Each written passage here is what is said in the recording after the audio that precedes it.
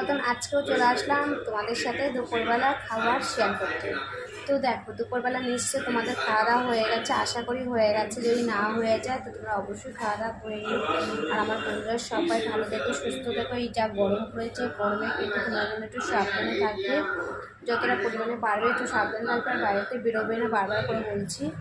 আর বেশি ঠান্ডা জিনিস খেও না, কারণ আবার গলার শরীর খারাপ হয়ে যেতে পারে। কারণ যেহেতু গরম পড়েছে, তারপরে যদি ঠান্ডা খাওয়া যায় বেশি, তাহলে খুবই শরীরটা খারাপ লাগবে। আর চলো, আমি কী রান্না করেছি আজকে সেটা তোমাদের দেখাই। তো দেখাবো কি না যাই না, কারণ যেহেতু যাই হোক দেখাবো না, থাকবে। কী রান্না করছো মুখে বলেই দিই। ডাল করেছি, আর করেছি হচ্ছে তোমার বিট আলু ভাজা। তো কী করবো বলো, রোজ রোজ আর ভাজা জিনিস কি আর দেখাতে ইচ্ছা করে বন্ধুদের? তাই জন্য আজকে আর দেখালাম না। তোমরা সবাই খাওয়া দাওয়া করে দিন, ঠিক আছে? আর তোমরা সবাই ভালো থেকে সুস্থ থেকো, এই কামনাই করি আমি, যে আমার বন্ধুরা সবাই ভালো থাকো, সুস্থ থাকো। তো দেখো, আমি আগেও বলেছি